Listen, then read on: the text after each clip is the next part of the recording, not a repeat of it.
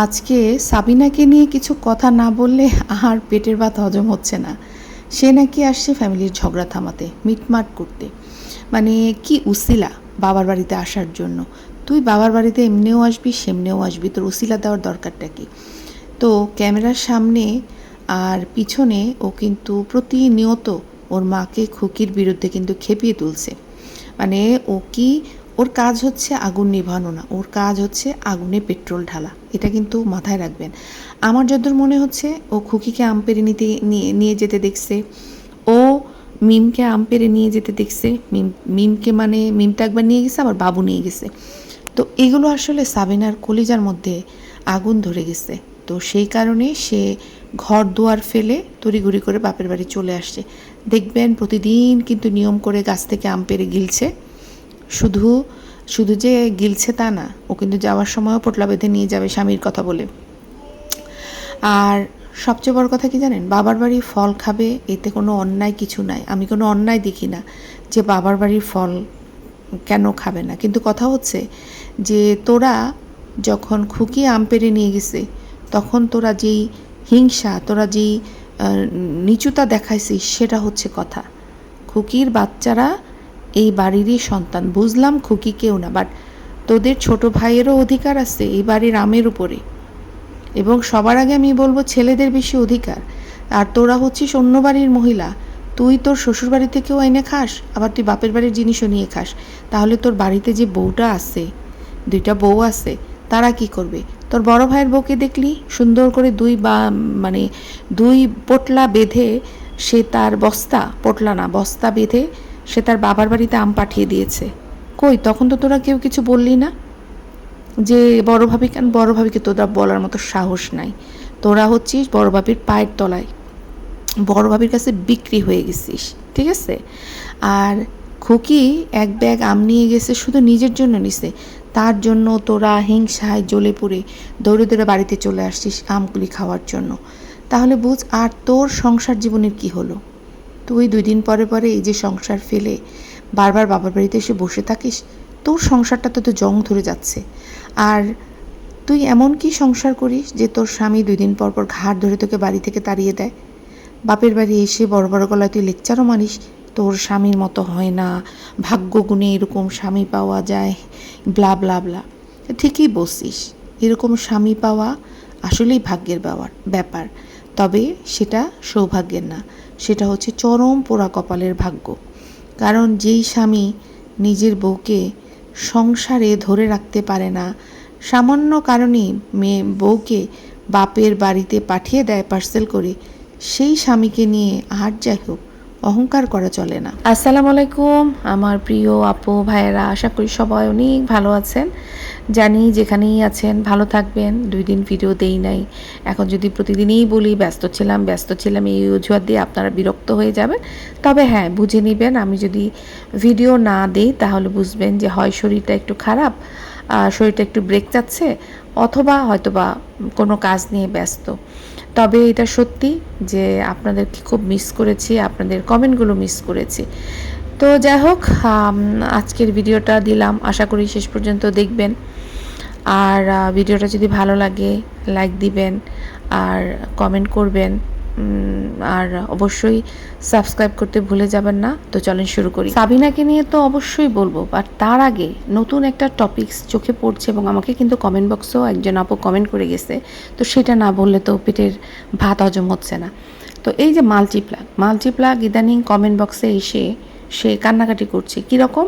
যে তার স্বামী নাকি তাকে মেরে পিটিয়ে একদম সোজা করে দিয়েছিল, ব্যথায় নাকি তার সারা শরীর ব্যথা থাকতো, সেই জন্য নাকি সে আগে ঘুরতে যেত, তখন নাকি মজা পেত না, কারণ তখন তার শরীরের সর্ব অঙ্গে ব্যথা থাকতো। তার স্বামী তাকে এমন মারা মারতো যে তার সমস্ত শরীর ব্যথা থাকতো। আচ্ছা আপুরা ভাইয়ারা, একটু লজিক খাটিয়ে আমাকে বলেন তো, যে এই মাল্টিপ্লাগ যখন ওর স্বামীর নামে মামলা ঠুকেছিল, যখন প্রথমবার রাগারাগি করে চলে গিয়েছিল, কোর্ট কাচারি পর্যন্ত দৌড়ালো, তখন কিন্তু এই মাল্টিপ্লাগ কোনো দিন কমেন্ট বক্সে এসে বলে নাই যে তার স্বামী তাকে প্রতিদিন মারতো, মেরে তক্তা বানিয়ে দিত। বলেছে কখনো? বলে নাই। কিন্তু যেই মুহূর্তে এই রাজ দর্শকদের সামনে কাগজপত্র দেখিয়ে বলল যে তাকে নির্দোষ প্রমাণিত হয়েছে, তখন থেকে কিন্তু মাল্টিপ্লাক শুরু করলো যে তাকে নাকি মারধর করত, তাকে নাকি অনেক মারতো, মারধর করে তার শরীর ব্যথা করে দিত। আচ্ছা, সে হচ্ছে আপনার মাওয়াতে গেছে, তো মাওয়াতে যাওয়ার মধ্যে সে বেশ কথা বলল যে কি জানো যে আগেও ঘুরতে গিয়েছে কিন্তু ওরকম মজা পায়নি, তখন খুব কষ্ট নিয়ে যেত, কোনো আনন্দ ছিল না, এখনকারটা খুব আনন্দের মুক্ত বিহঙ্গের মতো ঘুরছে, হ্যাঁ, যা খুশি তাই করতে পারছে। তো সেখানে একজন কমেন্ট করেছে যে আপনি তো কক্সবাজারে গিয়ে দেখলাম যে খুব মজা করতেছেন, খুব হাসছেন, তো সেখানে সে লিখছে যে তখনও সে মারধর খাইছে তার স্বামীর হাতে। আচ্ছা, সেই যে কক্সবাজারে এসে যে গেল ঘুরতে, কার সাথে গেছিল? ওর সেই এখনকার বর্তমানের যে ওর নতুন মানে প্রেমিক, যার সাথে ঘটা করে তার প্রথম পয়লা বৈশাখ পালন করলো, তার হাত তাকে নিয়ে কিন্তু সে একদিকে হচ্ছে তার এখনকার নতুন প্রেমিক রাসেল, আর তখনকার স্বামী রাজ, এই দুজনকে নিয়ে কিন্তু হাওয়ায় ভাসতে ভাসতে সে কক্সবাজারে গিয়েছিল। তো যেখানে তার প্রেমিক উপস্থিত ছিল সেখানে তার স্বামী তাকে মারধর করলো কিভাবে? খুব অদ্ভুত লাগতেছে না যে এটা কি করে সম্ভব? মানে কি লেভেলের বাটপারে চিন্তা করে দেখেন, এইটা একটা পিস। আর এই যে খুকিকে কি পরিমাণে গালাগালি সে করলো, খুকিকে নিয়ে যা ইচ্ছা তাই বললো, খুকির 14 গোষ্ঠী উদ্ধার করলো কয়েকটা দিন। টাকা দেখছেন তো এরা কতটা অসৎ, কতটা ডিসঅনেস্ট হতে পারে ভাবেন, যে খুকিকে কন্টিনিউ বদনাম করে রাসেলকে তার নতুন প্রেমিক বানিয়ে সবুজকে তার স্বামী বানিয়ে সে যে লাখ লাখ টাকা ইনকাম করলো, সেই দিয়ে এখন কুরবানি দিচ্ছে। কিন্তু কুরবানিটা কেন বা গ্রামে যাচ্ছে, চাচার বাসায় কেন দিচ্ছে? ঢাকায় তো নিজের মা আছে, ভাই আছে, তাদের সাথে ঈদ না করে ও কোন মুখে গ্রামে চাচির বাসায় যাচ্ছে ইয়ে করতে? মানে এদের কি চামড়া কি গন্ডারের নাকি? আমি এটাই বুঝতে পারতেছি না। আবার দেখেন, এরা আমার মনে হয় প্ল্যান প্রোগ্রাম করে খুকি যে গরুর মানে খুকি শ্বশুরবাড়িতে গরু কিনবে চিন্তা ভাবনা করছিল, মনে আছে? খুকি শ্বশুর সাথে খুকি খাট নিয়ে আসছে করছে। এই যে জানোয়ারগুলো মানে নানি কিন্তু প্ল্যান প্রোগ্রাম, আমার মনে হচ্ছে এটা। দেখেন বাকি সব আল্লাহ জানে, আমরা অনুমানের ভিত্তিতে এইটুকু আমার মনে হচ্ছে যে এই নানি খুকির বাড়িতে কোরবানি দেওয়া বা খুকির যে থাকা, এটা সে কোনোভাবেই সহ্য করতে পারছে না, যার কারণে সবাইকে গরু কিনে বাড়িতে পাঠিয়ে দিচ্ছে। মাল্টিপ্লাগের কি বাড়িতে আসার কথা বলেন? সাবিনা তো বুঝতেই পারতেছেন, সাবিনার ব্যাপারে পরে আসতেছি। তো আসলে কি জানেন, এই যে দর্শকরা হচ্ছে এই সমস্ত বান্দর রাস্তার আবর্জনাগুলিকে মাথায় উঠিয়ে রেখেছে, মাথায় তুলে নাচতেছে।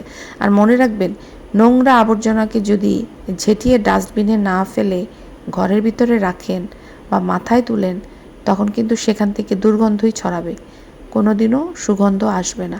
তো চিন্তা ভাবনা করে কাকে মাথায় তুলবেন সেটা ভাবেন।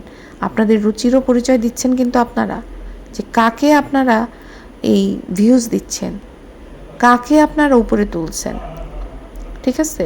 তো এগুলো চিন্তা ভাবনা করবেন। মানে যতই আমরা বলি না কেন ভাই, আপনারা কিন্তু দেখা বন্ধ করবেন না, কারণ আপনারা এই সমস্ত নোংরামি ঘাটতেই পছন্দ করেন। এবার আপনারা দেখবেন যে চ্যাপা যেরকম তাকে মানে অন্যের সমালোচনা করে ভিডিও না করলে তার যেমন ভিউজ হয় না, মাল্টিপ্লাগের ব্যাপারটা হচ্ছে মাল্টিপ্লাগ যদি রূপকথার কোনো কাহিনী নিয়ে না আসে তাহলে মাল্টিপ্লাগের ভিউ হয় না। তো যার কারণে ও কিন্তু একটার পর একটা চ্যাপ্টার শুরু করতেছে, হ্যাঁ, আজকে এই কাহিনী তো কালকে সেই কাহিনী।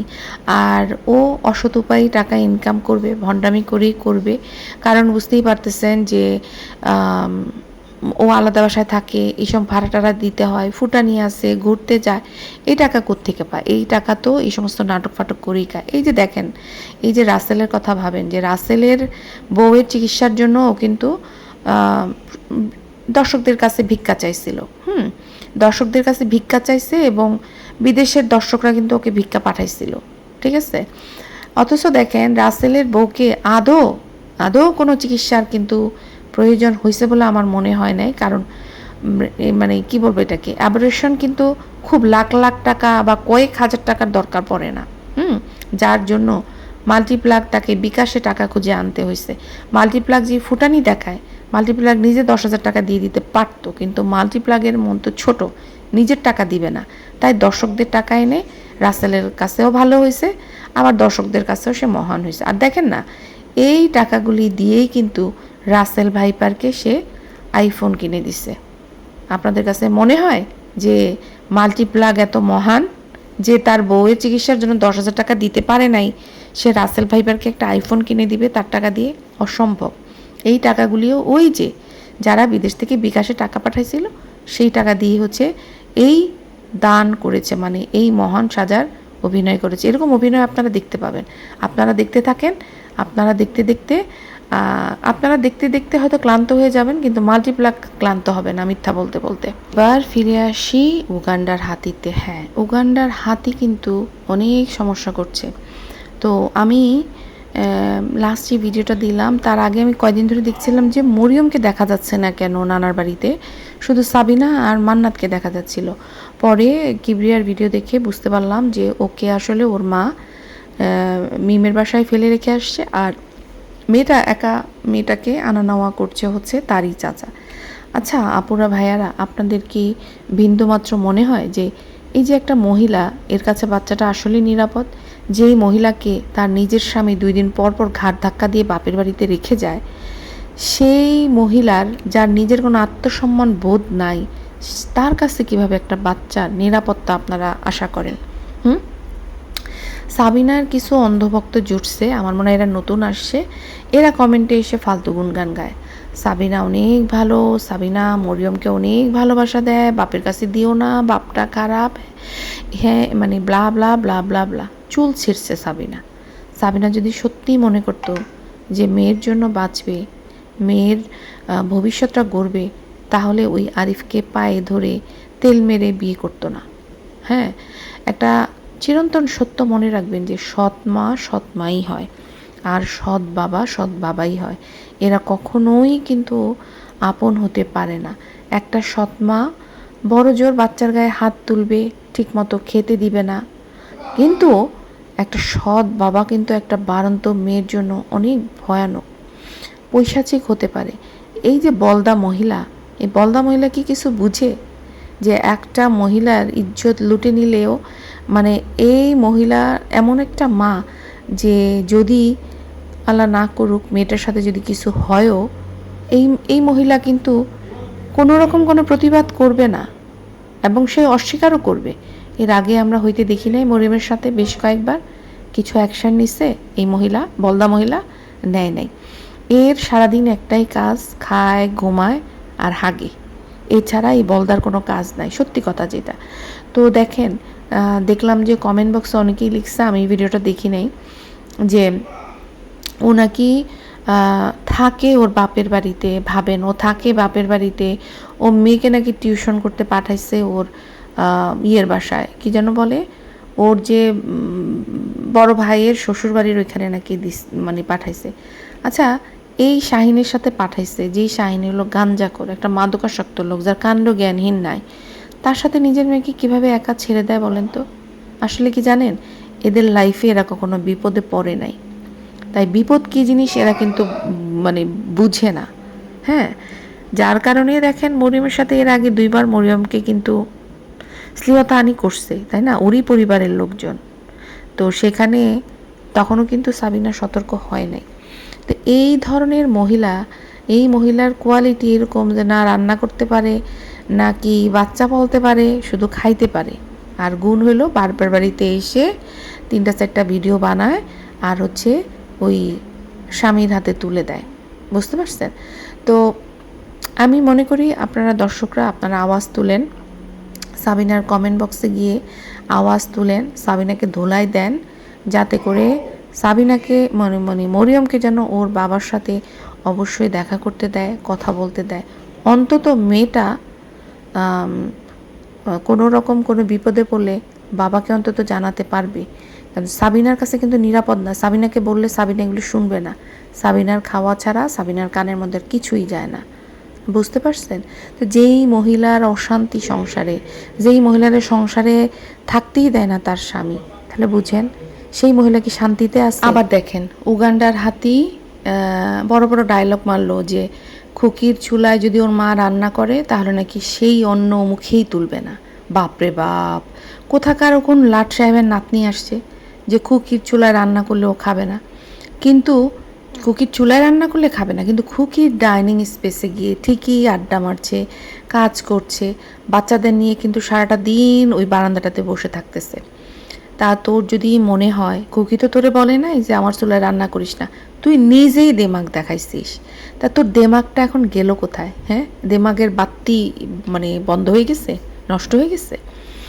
তো দর্শকরা কিন্তু এই কারণে ওকে কমেন্ট বক্সে লিখছে যে স্বাভাবিক, যারা সত্যকার মানে যারা আসলে একটু বিবেক বিবেচনা আছে যাদের মধ্যে, তারা কিন্তু এগুলো খেয়াল করে। এই যে তুই বললি তুই খুকির চুলায় রান্না করলে খাবি না, অথচ তুই খুকির রুমে থাকতেছিস, খুকির বারান্দায় ইউজ করতেছিস, তাহলে তুই তো একটা হিপোক্রেট, তুই তো দ্বিচারিতা করতেছিস, তাই না?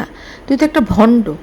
তুই যদি মনে করো যে আমি খুকি চুলা রান্না করলে খাবো না, তাহলে খুকির যা যা আছে সব কিছু থেকে দূরে থাকতে হবে। কিন্তু দেখ, সেটা কিন্তু তুই করতেছিস না।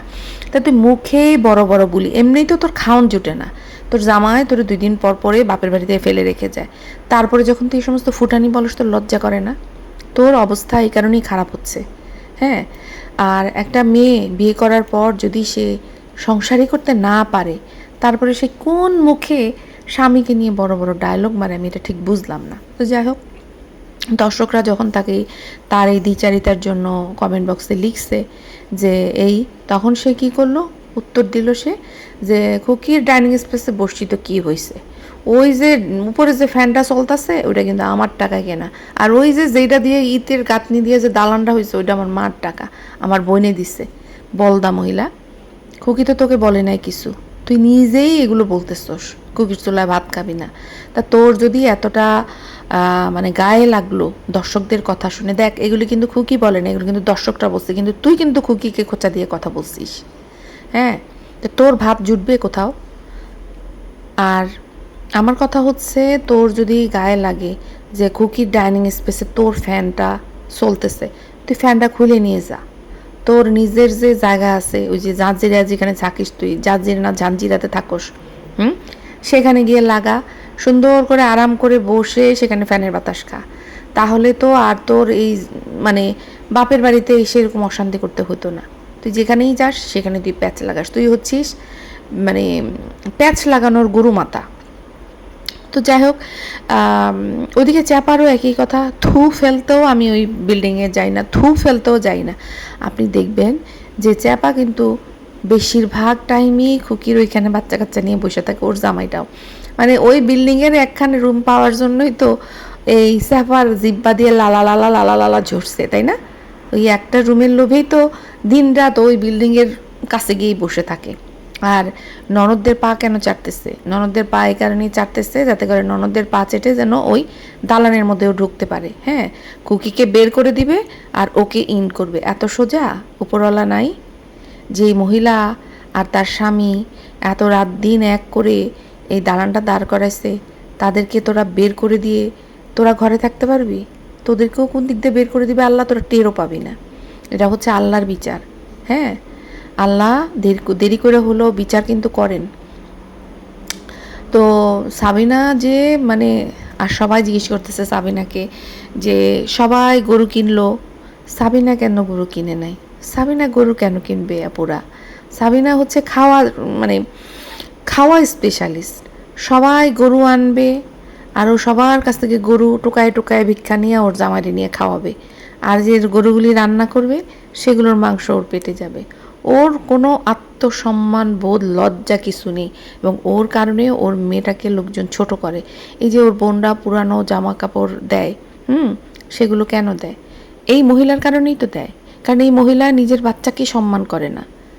তাহলে তার বাচ্চাকে যদি, একটা মা যদি নিজের বাচ্চাকে অবহেলা করে, কোনো দুনিয়ার কোনো মানুষের ঠেকা পড়ছে আপনার বাচ্চাকে সে ভালোবাসা দিবে? কোনো দিনও না। নিজের বাচ্চার জন্য নিজেকেই লড়তে হয়। আর এই যে সাবিনা বড় বড় বড় বড় গলায় সবসময়, কিছুদিন আগেই বলছে ও নাকি 10টা ফ্যামিলি চালানোর মতো নাকি ক্ষমতা আছে, 10টা বাচ্চা পালার নাকি ওর ক্ষমতা আছে। রে ভাই, তুই যেই দুইটা আছে এই দুইটার একটু ঠিক মতো পালা, পেলে দেখা আমাদেরকে। তুই বাপের বাড়িতে এসে 3টা 4টা করে ভিডিও বানায় তোর যে টাকা ইনকাম হয় সেই টাকা দিয়ে তুই একটা গরু কোরবানি দিতে পারতেছিস না। খুব হাস্যকর না? বড় বড় কথা তোর কোত্থেকে আসে? তুই যদি 10টা বাচ্চা পালতে পারিস তাহলে তোর জন্য তো কোরবানি একদম ফরজ হয়ে গেছে। তাহলে তোর কোরবানি দেওয়া উচিত, তুই দিচ্ছিস না কেন? তুই নিজেই নিজের কথার জালে কিন্তু মানে আটকায় যাচ্ছিস, যে চোরাবালিতে পড়ে যাচ্ছিস। কারণ যারা মিথ্যা কথা বলে, যারা চাপাবাজি মারে, তারা কিন্তু কোনো না কোনো দিক দিয়ে ধরা খায়, যেটা তুই কিন্তু প্রতিটা মুহূর্তে ধরা খাচ্ছিস। এবার এদের কোরবানি প্রসঙ্গে একটা জিনিস খুব মজা পাইছি, সেটা হচ্ছে যে এই যে মানে করিম ব্যাপারের যে 3টা মেয়েই জানি কোত্থেকে খুঁজে খুঁজে বেছে বেছে এক এক পিস করে জামাই ধরে নিয়ে আসছে। মানে বিশাল বড় গবেষণার বিষয়। এই সংসারে এসে জামাইগুলোর অবস্থা দেখেন, একদম ফাড়ার মোড়ের খাঁটি চাকরার মতো। মানে এদের মানে জেন্ডার রোলটাই পুরো চেঞ্জ হয়ে গেছে। মেয়েরা হয়ে গেছে বেটা আর জামাইগুলি হয়ে গেছে বেটি। তো মেয়েরা এই ভিডিও করে ইনকাম করে, তারপর হচ্ছে হাট থেকে কোরবানি কিনে কোরবানির জন্য।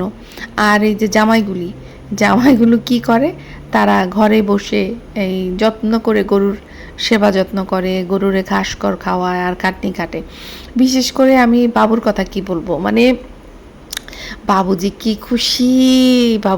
খুশি একটা গরু দিতে পারতেছে। দাঁতগুলো সব বের হয়ে গেছে। বেচারার তো শরীরের মধ্যে দাঁতগুলি শুধু আছে, যেটা একটু দেখানোর মতো, তাই না? এছাড়া তার আর কোনো যোগ্যতা আছে বলেন? তো দাঁতগুলি কি দিয়ে বুঝাইলো যে সে কতটা খুশি, গরুর দড়ি হাতে নিয়ে। মানে বাবু ভোদর মানে ভাবছে যে এই রকম সৌভাগ্য কয়জনের হয়? হ্যাঁ, বউ গরু কিনছে আর আমি জামাই হয়ে আমি হচ্ছে গরুকে সেবা যত্ন করব, গরুকে খাওয়াবো। তো এই হচ্ছে গিয়ে মানে বাবুর অবস্থা। নিজের পকেটের টাকায় একটা গরু কেনার যোগ্যতা এই বাবুর নাই। আছে? নাই। বউয়ের টাকায় গরু কিনছে আর বাবুর কাজ হলো রাখালের দায়িত্ব। রাখালের দায়িত্ব পালন করবে আর ভিডিও ধরলে কেউ দাঁতগুলি বের করে হি হি হি হি করে হাসবে। বিরক্ত লাগে। ও মনে হয় কি টুথপেস্টের নাকি কি একটা আগে পাউডার ছিল, ম্যাজিক পাউডার মনে হয় না, দাঁত ঘষলে সাদা হয়। আমার মনে হয় কি মাঝে মাঝে যে ও বোধহয় কোনো টুথপেস্টের মানে প্রমোশন করতেছে। ও করলে কিন্তু ভালোই করতো। কোনো টুথপেস্ট কোম্পানি বা এই যে মিউজিক কি পাউডার জানি, দাঁতের ট্যালকম কি পাউডার জানি আগে বিক্রি হইতো। তো সেগুলোর প্রমোশন যদি ওকে দিয়ে করায় তো লোকজন কিন্তু ভালো কিনতো, কারণ ওর দাঁত তো সাদা। তো যেটা বলতে চাচ্ছিলাম যে এই যে ধরেন এরা মেয়ের জামাইগুলো নিজেদের মায়েদের কিন্তু খোঁজ নেন। আমি কিন্তু এবার শিওর হয়ে গেছি যে বাবুর বোনকে বাবু কেন যায় না, কারণ বাবুর মা আর বাবুর বোনের সে যোগ্যতা নাই, ওরা অনেক ভালো মানুষ না, যার কারণে বাবু খুব ভালো করছে যে সরে আসছে। তবে আত্মীয়তার সম্পর্ক ছিন্ন করা ঠিক না, সেই জন্য বাবু কিন্তু মাঝে মাঝে যায় দেখা করতে। আগে বাবুকে আমার খুব বিরক্ত লাগতো যে কেন মা বোনের সাথে সম্পর্ক নষ্ট করছে, কিন্তু এখন মনে হয় ঠিকই করছে। কারণ এরকম মা আর বোন যারা ব্রেকআপ পার্টি করে, যার বিধবা মা, হ্যাঁ, সবসময় অসুস্থর কথা বলে, সে এসে মেয়ের সাথে একদম কাঁধে কাঁধ মিলিয়ে এসে ডান্স পার্টি করতেছে। তারপর সেই মায়ের মুখের ভাষা কি জঘন্য ভাবা যায়? তো আমি যদি বলি যে বাবুর মুখের ভাষা ভালো, তাও না। বাবুর মুখের ভাষাও খারাপ, মিমের মুখের ভাষাও খারাপ। মিম এমনই মেয়ে যে নিজের ভাইয়ের বউকে জুতা নিয়ে পিটাতে যায়। আপনারা জান কোন লেভেলের বস্তি টাইপের মহিলা হলে নিজের ভাইয়ের বউকে সে জুতা নিয়ে পিটাইতে যায়? তাও আবার সেই মহিলাকে এত বছরের পর বছর যেই মহিলার রান্না করা খাবার খেয়ে এরা এরকম তরতাজা গরুর মতো হয়েছে। এদেরকে যদি কোরবানি দেয়, চিন্তা করে দেখেন যে বাজারে কত টাকা পাবে। তো যাই হোক, ভিডিওটা শেষ করলাম।